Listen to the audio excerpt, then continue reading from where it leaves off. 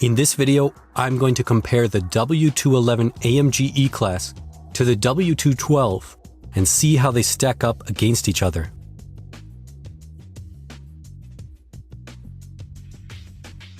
So the W211 AMG models ran from 2003 to 2009 in North America and included both the E55 and later the E63. The W212 E63 was available for 2010 to 2016.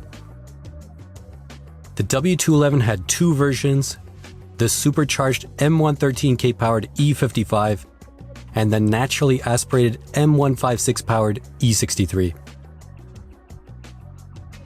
The E55 had a 5-speed transmission while the E63 had a faster 7-speed.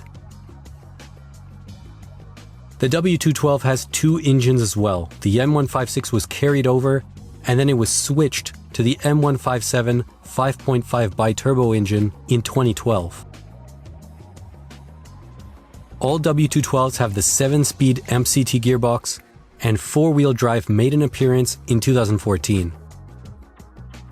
All engines offered by AMG for each of these generations were great. It's hard to pick a favorite. For me personally, it would still be the M113 compressor as being the best overall of the three by a slight margin just because of the instant power and torque.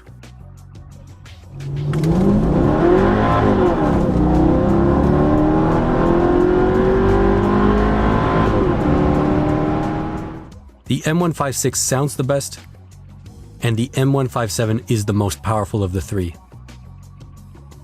As for the transmissions, the W212 is a big step up for sporty driving, with very fast shifts and rev matching when downshifting, which was not available on the W211.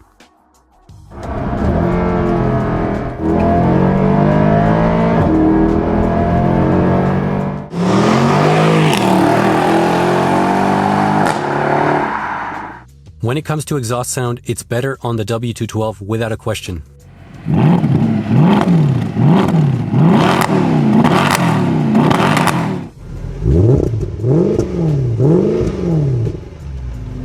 The soft rev limiter is set to 3,000 RPM in the 211, compared to about 6,000 in the 212.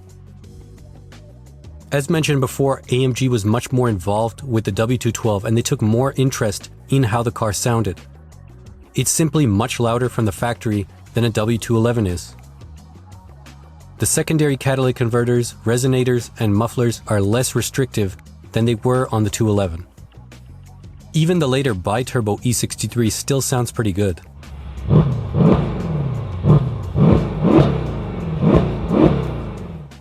When it comes to driving dynamics, the W212 is a big step forward.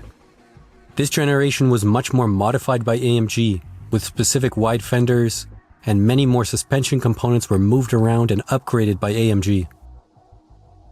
Traction control is much less invasive and better tailored to spirited driving. Body roll is also better controlled in the W212. The steering is heavier and much sharper. Behind the wheel, the 212 is much closer to the 213 in its agility and fun-to-drive factor compared to the 211. That being said, the 211 is a more comfortable car for daily driving and on rougher roads compared to the more sporty 212. Now moving on to styling. Obviously, styling is subjective, but I rate both of these generations very highly. The W212 is one of my favorite Mercedes of all time just based on how it looks, and the 211 was without a question the best implementation of the rounded headlights that Mercedes was doing in the mid-2000s. Some of the optional 19-inch wheels on the 212 were top-notch, but I've still always liked the 18-inch wheels from the E55. The W212 styling was more AMG exclusive though. The specific AMG bumper was not available as a sport package on a lower E-Class model, as was the case on the W211. But the flip side is that the W211 is even more under the radar, while the W212 is more aggressive with the AMG models. Now looking at the interior, of course it's more modern in the W212 and generally a nice place to be. They moved things around like the start button to the dashboard instead of on top of the shift lever, and the gear lever is just electronic in the W212. A lot of the features are more modern, such as Bluetooth connectivity and the infotainment system still being pretty usable in the 212. The seats are awesome in both cars and maybe hold you in slightly better in the 212. The 212 is also a bigger car inside, and the rear passengers definitely have more room. The gauges and instrumentation are beautiful on both cars. The fit, finish, and quality is slightly better on the W212. There are zero squeaks or creaks in this car.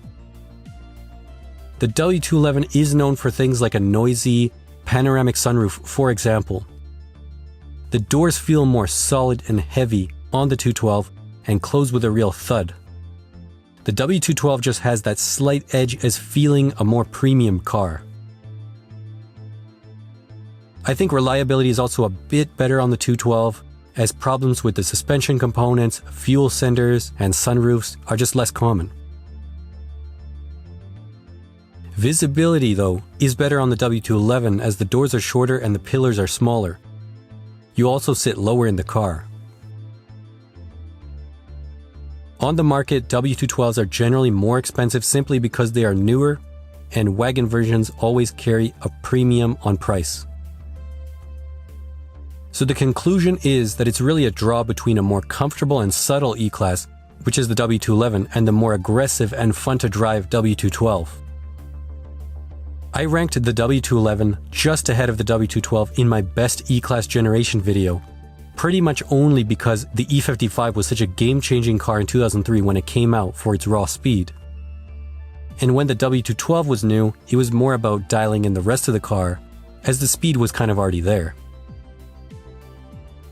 If you are looking for a daily driver with better comfort, the W211 is for you, especially with that awesome compressor engine. However, if you want to toss the car around on a twisty road here and there, the W212 AMG is for you.